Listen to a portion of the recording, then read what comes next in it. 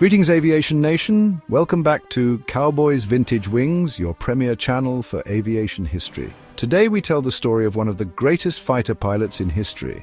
Hans Joachim Marseille, often remembered by his nickname the Star of Africa, was a German Luftwaffe fighter pilot during World War II. He is noted for his aerial battles during the North African campaign and his bohemian lifestyle. Born in 1919, Marseille joined the Luftwaffe in 1938 at the young age of 18. From the start, he displayed a natural aptitude for flying, excelling in training and showcasing an aggressive, instinctive style in the air. Marseille, a Luftwaffe ace, saw his first combat during the Battle of Britain in 1940, but his career truly took off with his transfer to the North African theatre in 1941. Flying with Jagerschwader 27, he quickly made a name for himself in the skies above the deserts of North Africa.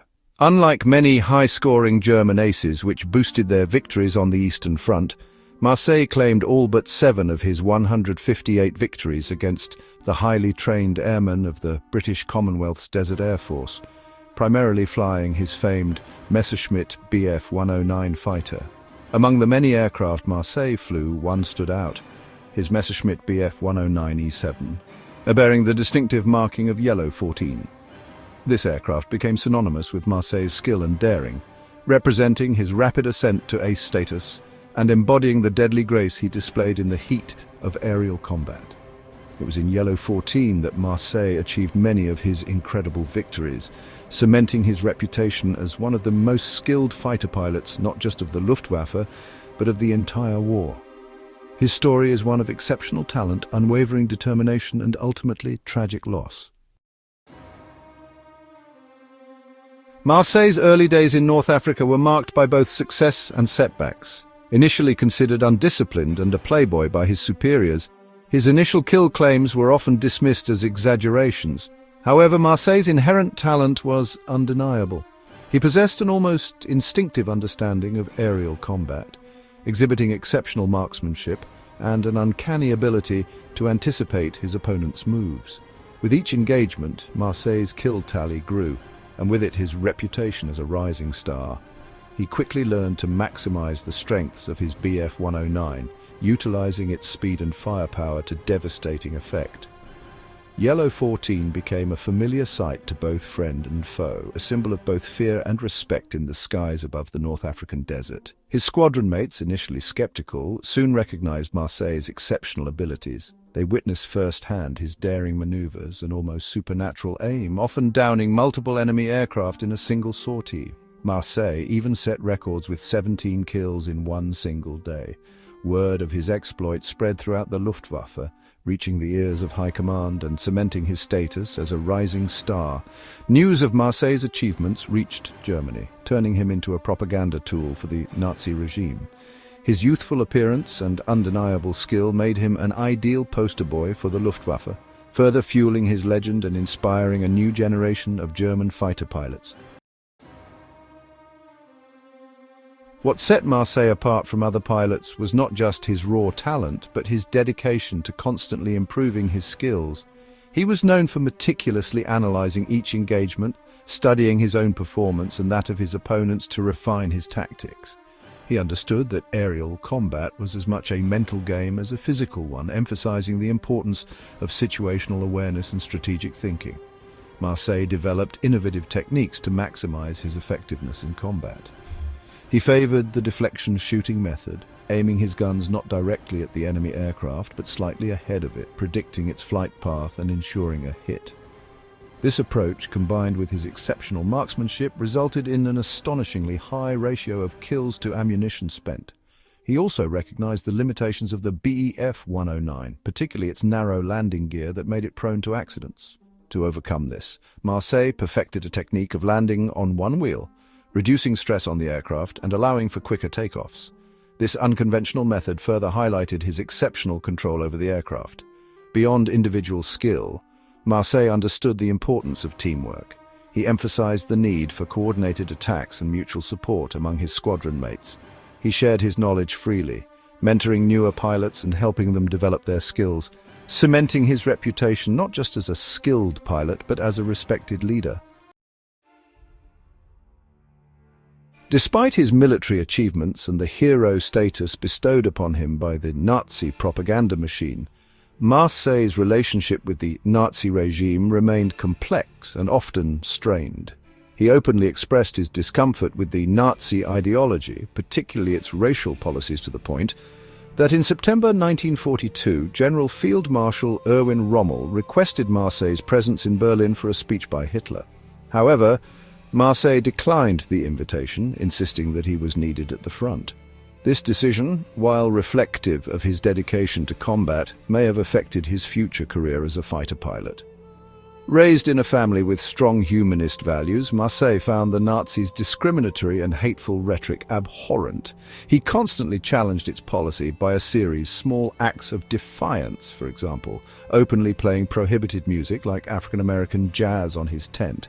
He defied orders to avoid contact with Jewish families in North Africa, even going as far as having a black South African prisoner of war as his personal assistant and friend. He maintained friendships with British pilots he shot down and captured, and even individuals targeted by the regime's policies. This defiance, while subtle, demonstrated a moral compass that clashed with the prevailing ideology of the time. His outspoken nature and independent streak brought him into conflict with his superiors. He openly criticized what he perceived as incompetent leadership within the Luftwaffe, particularly after witnessing the needless loss of fellow pilots due to poor planning or unrealistic expectations. While his military accomplishments afforded him a degree of leeway, his critical stance and refusal to fully conform to the Nazi ideology created tension with the regime. He remained a thorn in their side, a constant reminder that even their most celebrated heroes did not necessarily subscribe to their hateful dogma. Section 5. Tragedy in the Desert, the untimely end of a fighter ace. On September 30th, 1942, at the height of his career and with over 150 confirmed victories to his name, Hans Joachim Marseille, the legendary Star of Africa, had his life tragically cut short. During a routine patrol, mechanical issues forced him to abandon his aircraft over enemy territory. As Marseille attempted to bail out of his stricken Bf-109, he struck the tail fin, likely rendering him unconscious or killing him instantly. His body was later recovered by German forces, showing signs of severe trauma consistent with a high-speed impact. His parachute was never opened. The circumstances surrounding Marseille's death remain a subject of debate among aviation historians. Some speculate that the mechanical failure was a result of sabotage, while others believe it was simply a tragic accident caused by a failure of the oil cistern on the engine on his Bf-109G2. Regardless of the cause, the loss of such a skilled and charismatic pilot sent shockwaves through the Luftwaffe and demoralized German forces in all of Europe and Africa. His death was a significant blow to the Luftwaffe, depriving them of one of their most talented and successful fighter pilots. For the Allies, it marked the removal of a formidable opponent, easing the pressure on their forces in the North African theatre. Section 6. The Star's Legacy, Marseille's impact on air combat tactics and fighter pilot training. Despite his relatively short career, Marseille left an indelible mark on the history of aerial warfare. His innovative tactics and emphasis on marksmanship influenced a generation of fighter pilots, shaping the way air combat was approached. His focus on deflection shooting, a technique that maximized accuracy and minimized ammunition expenditure, became a key teaching point for future pilots. The Luftwaffe, recognizing the effectiveness of his methods, incorporated his teachings into their training programs, ensuring his legacy lived on in the next generation of fighter aces. Beyond specific techniques, Marseille's emphasis on situational awareness, tactical flexibility, and the importance of teamwork laid the groundwork for a more sophisticated approach to aerial combat. He understood that victory in the air depended not just on individual skill, but on the ability to operate effectively as a cohesive unit, anticipating enemy movements and coordinating attacks. His story continues to be studied by pilots and military strategists today, serving as a testament to the importance of adaptability, constant self-improvement, and the enduring value of courage and determination in the face of overwhelming odds. Section 8.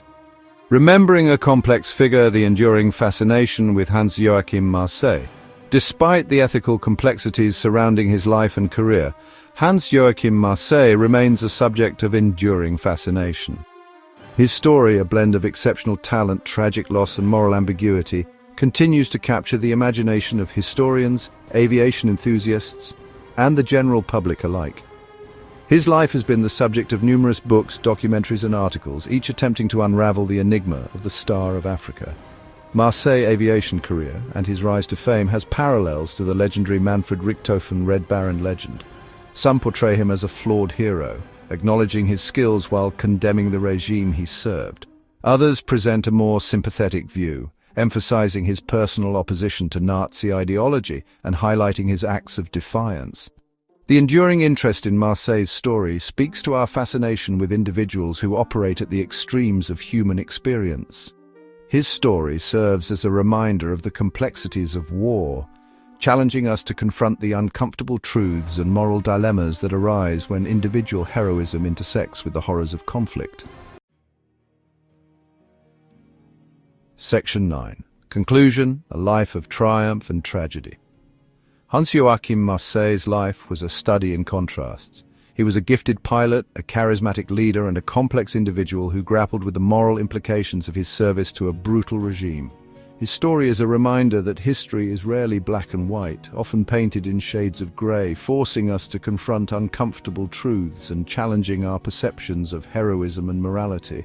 While his legacy will forever be intertwined with the Nazi regime he served, his contributions to the field of aerial combat are undeniable.